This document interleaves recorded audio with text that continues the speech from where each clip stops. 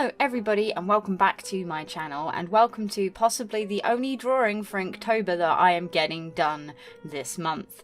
It's been a ridiculously busy month, and normally I'm well ahead on the videos and I can manage to do all these kind of things, but not this month apparently, or this year apparently. So anyway, I didn't use the standard Inktober prompt list because of all the controversy that surrounded it. I can't really do a video about that here because that's not what this video is about. This is about the drawing in the background. So every time I do Inktober, I try and link it into a theme, and a couple of years ago I did the theme for my novel series that I still haven't finished writing the second book for, or even editing the first book for, which was called Among the Dead. And this time round I wanted to do that same thing again. So this day, day 6, was Creature, and I wanted to try and do something that I'd never done before. I'm not very good at perspective drawings. I did have to use the Procreate grid for this, so bear with me, but you know, I tried my best, and sometimes the best is all that you can offer. Sorry guys. But anyway, I really wanted to draw the creatures of the theme being this race that I've created called the Vanator. Vanator essentially means hunter in Romanian, I believe. I can't remember exactly what I used. I added a couple of vowels and symbols in as well to kind of give it my own word theme. But the idea is, in the world that I've created, there are vampires, there are werewolves, there are fae. They do keep predominantly hidden from the humans for their own safety more than anything else, because humans are powerful in their own right. Not necessarily with magic, but still very powerful. I mean, look at what we've done to our own world. Now, the way I do vampires and werewolves is very, very different from a lot of people's. I'm not sure if I've mentioned this in a previous video, but essentially the way my characters work, the Fae are the most powerful supernatural beings. They are near god levels of magic in the way that the world works. Some of them are actual representatives of the gods. So you have Amaterasu. I'm terrible at pronouncing names. So essentially the sun goddess of Japan turns up in the first book, but it's not actually the goddess. It is a fae who has the powers of the goddess. Now, she has with her a man by the names of Hanzo, and he is what's called a fae gifted. Now, there are 3 types of fae gifted. There are the mortal fae gifted, who have sold their lives to the fae for a set period of time so that they can have a wish fulfilled. So in Hanzo's case, he sold his life for the lives of his clan because they were wiped out when he wasn't there. So he sold his life to her he would live, work for her for his lifetime, so that everybody could come back to life. What he didn't know, however, was that she'd kind of worked into the clause that he would have to work for her to the lifespan of every single person that he brought back. And there were 100 members, so he's stuck with her for a really long time. But he's still mortal, he's still human. He is not a werewolf or a vampire. So that leads us into the vampires and the werewolves. So, originally, the Fae created the vampires first. Now, the vampires are more specialised guards, for example. So they are, the Fae create the vampires, and what kind of your abilities are based on what Fae you created you. So for example, if our previous mention of the sun goddess of Japan created a vampire, they might have flame manipulation abilities. They might be able to actually heal using sunlight.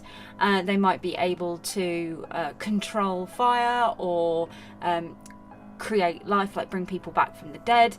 But they're no longer human. They are intrinsically linked with the Fae, and if the Fae dies and the vampire is still linked with them, then the vampire dies. So in this world, to kill vampires, killing vampires is quite easy, but if you don't kill the Fae, then the Fae can bring the vampire back. And they are typically, they do still drink blood. They do still, some of them do obviously still have some downsides, like being dependent upon light. UV light hurts them, but it depends on the fae. The more stronger the fae is, the more powerful the vampire is. And vampires cannot create other vampires by biting them or giving them their blood or anything like that. Cannot happen, doesn't work. At worst, some of their blood can be used to heal a human, and the human can have an addiction and become dependent, they don't know that there's vampires around, so they just become dependent on blood, so they attack other people and bite them. And they do become deficient to sunlight, but they're not actually vampires, they're just people that have been bitten by or have become addicted to vampire blood. Now, werewolves, on the other hand, were created by the fae to be foot soldiers.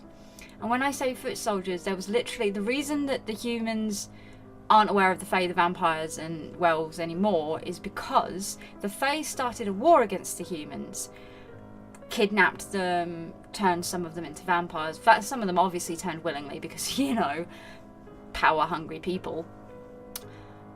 But they were losing. They were actually losing. Despite their having magical powers and stuff like that, humans are just stronger. They have a banality about them that does counteract magic in certain places. They create cold iron, steel. Their weapons are really good at killing fae. So the fae went to guerrilla warfare tactics and essentially war crimes, let's say. They would capture entire villages and corrupt them and turn them into werewolves, so that they had these bloodthirsty shock troopers that just attacked and wiped out entire villages. And with these werewolves, they had the upper hand and they were winning. However, they just treated them, as I said, like shock troopers, meat shields. They didn't treat the werewolves very well. And the werewolves eventually became properly sentient again and worked out their freedoms. So they separated from the fae, refused to be linked with them anymore, and because the fae had given the werewolves the ability to create themselves through the bite, so that they could, you know, cause more terror and corruption and all that kind of stuff in the human camps, the werewolves are now completely independent of the fae. They don't need the fae to survive, they don't need the fae to create themselves, so they don't. They've just separated themselves from fae society, live peacefully, nomadically among the humans. That's how they work.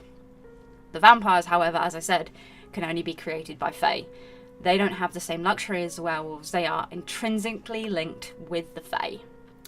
Now, going back about 50 to nearly 100 years ago now, we get the creation of a vampire whose nickname is Sergeant Cross. We don't know his original name. We don't, because vampires are given a name by their new master, their new fae master, and their old names are forgotten. So all we know is this man is called Cross, or Sergeant Cross, and as he is a sergeant in the fae armies. He and a small group of his brethren decide that they don't like being subject to the fae anymore. Essentially, the fae broke his oath to him, and he's angry. He wants to take out the fae. He finds a way of breaking the law of vampire society so much that he is excommunicated from his clan, his group, his fae master, which means though he doesn't have the power, he still has the strength, the super healing, the super hearing, he can sense living people, things like that, living beings. He has no other abilities. He's not telepathically linked with anyone, he can't read minds, he can't change into a bat, he can't summon fire. He's just imagine Captain America, essentially. He's just kind of like that, but without none of the spooky stuff. And he needs to drink blood to survive. But doing this, he then dug up enough information about his original master that he got the go-ahead to kill his master from the fae. So he went and got rid of his master, and during that he found his master trying to create another vampire to replace him. So he found the ritual that was used to create vampires. Now there's an ingredient called the red waters, and no one could figure out what it is. So the vampires set about creating the red waters and trying to use a ritual and science, more than ritual magic, to create a new species of vampire that they could then, you know, get rid of their dependency on the Fae the same way the werewolves had. They failed. They created the Vanator. Now, the way the Vanator work, they are a hive mind system. Once you are bitten, no matter if you're human, vampire, Fae and werewolves are kind of like it's a 50-50 thing. If you get bitten, there's a chance you will become a Vanator. If you're a Fae or a werewolf. If you're a vampire or a human, you're fucked. Let's be honest. You lose all of your hair. You kind of become scaly, a little bit scaly. You get long claws. You become ravenous for the taste of flesh. Doesn't matter if it's human or otherwise. You just want to eat. Until you re-establish connection with the main host, the main hive mind of the Vanator, which is Janos, who is a very poor creature, in all honesty. Originally was a vampire who gave themselves up to become, hopefully, the future of the vampire race, and it has turned into this. And they tend to live underground in the sewers. They don't come out during the day because they have light sensitivity because of who Janos's master was originally. And yeah, the Vanator are the creatures in this photo. And essentially that was a really long ramble about the Vanator, but you need the kind of the backstory as to why they are who they are. And the only way to kill all of the Vanator is to kill Janos. But Janos can bite anybody and turn them into a Vanator. So he can kind of, I say he, they, actually prefers to be called it. That's Janos's opinion of itself. It likes to refer to itself as that. I'm not going to argue with a character, okay? Janos can kind of jump its consciousness into another body if it's killed. So technically you have to kill all the other Vanator and then Janos to be able to actually defeat them. But that's not how it works. If you're interested, I might actually start editing up the novel and actually publishing it. If you are interested, please do let me know. Anyway, thank you so much for watching. I'm gonna fade out into the outro. Take care, everybody, and goodbye. We're at that outro thing. I hope you enjoyed this video. It took such a long time to like get everything edited down so that it would actually fit.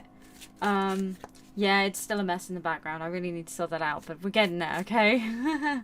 Let's get into this, shall we?